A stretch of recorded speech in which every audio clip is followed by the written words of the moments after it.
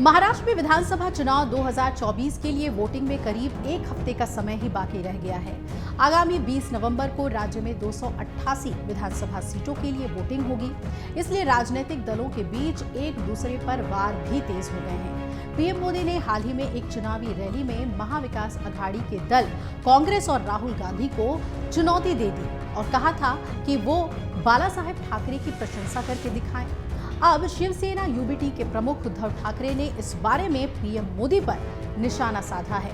आइए आपको इस रिपोर्ट में बताते हैं कि उद्धव ठाकरे ने क्या कुछ कहा है। लेकिन पहले सुनिए कि पीएम मोदी ने दरअसल बाला साहेब ठाकरे का सहारा लेते हुए उद्धव ठाकरे और राहुल गांधी पर क्या तंज कसा था। इस और महाराष्ट्र की राजनीति में बाला साहब ठाकरे का योगदान अतुलनीय है, लेकिन कांग्रेस के नेताओं के मुंह से बाला साहब की प्रशंसा भी उसके लिए एक शब्द नहीं निकलता है। मैं अघाड़ी में कांग्रेस के दोस्तों को ये भी चुनौती देता हूं, वो कांग्रेस के नेताओं से, युवराज के मुंह से बाला साहब ठाकरे की, उनकी विचारधारा की सार्वजनिक रूप से प्रशंसा करके दिखाएं। आज 8 नवंबर है, मैं दिन गिनूंगा और महाअघाड़ी वालों से जवाब का इंतजार करूंगा कि वो सावरकर जी की प्रशंसा करते हैं कि नहीं करते हैं, बाला साहब की ठाकरे के तब की प्रशंसा करते हैं कि नहीं करते। महाराष्ट्र भी देखेगा और हम गिनेंगे, आप भी गिनना। साथियों, इस चुनाव में आपको बीजेपी और महायुति के उम्मीदवारों को विजयी बनाना है। मैं आपसे आशीर्वाद मांगने के लिए आया। मैं आपको विश्वास दिलाता हूं, महाराष्ट्र में आने वाली सरकार बड़े फैसलों के लिए काम करेगी। आप प्रभु श्री राम की तपोभूमि नासिक से हमारे चुनाव अभियान की शुरुआत श्री प्रभु श्री राम के आशीर्वाद से जरूर सफल होगी। अब पीएम मोदी के इसी बयान पर उद्धव ठाकरे ने कहा कि पीएम मोदी आज नांदेड़ में थे, मैं भी वहीं से आ रहा हूं। सौभाग्य से मुझे उनके दर्शन नहीं हुए, ये मेरा नसीब है, लेकिन उन्होंने मुझे वहां चुनौती दी है। चुनौती ऐसी दी है कि राहुल गांधी बाला साहेब ठाकरे के लिए 2 अच्छे शब्द बोलकर दिखाए। उद्धव ने कहा कि लोकसभा चुनाव के वक्त जब शिवाजी पार्क पर एमवीए की सभा थी, तब राहुल गांधी ने बाला साहेब ठाकरे के स्मृति स्थल पर जाकर उनका अभिवादन किया था।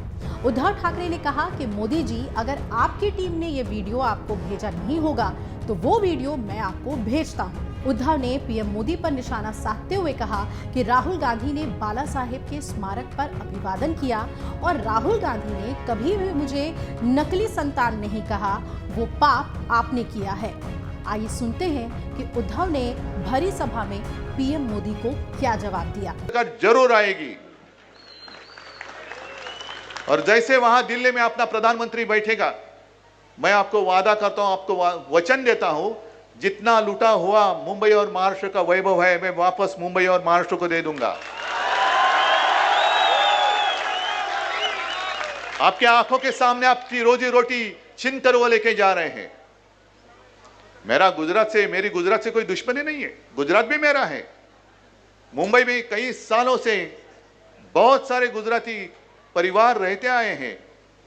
जैसे दूध में शक्कर मिलाते हैं, वैसे वो हम मिलजुल कर रहे हैं। मोदी जी, आप हमारे बीच में नमक क्यों छिड़क रहे हैं, बताओ। इससे पहले भी उद्धव ने पीएम मोदी पर निशाना साधा था और ये वक्त था लोकसभा चुनाव का।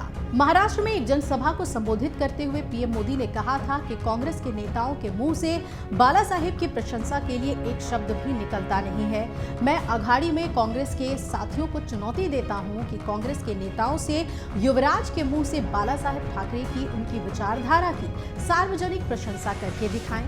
इतना ही नहीं, अमित शाह ने भी ठीक यही लाइन पकड़ते हुए अपने मैनिफेस्टो को जारी करते हुए, बीजेपी के संकल्प पत्र को जारी करते हुए ये चुनौती उद्धव ठाकरे को दी थी और कहा था कि क्या राहुल गांधी सावरकर की तारीफ कर सकते हैं? क्या राहुल गांधी बाला साहेब ठाकरे के विचारों की तारीफ कर सकते हैं? और अगर ऐसा है तो जरा राहुल गांधी से जरूर इनकी तारीफ में कुछ बुलवा कर दिखाएं। अब इस पर उद्धव ठाकरे ने बड़ा बयान दिया और पीएम मोदी से कहा कि कम से कम उन्होंने मुझे नकली संतान तो नहीं कहा, लेकिन आपने ये पाप किया है।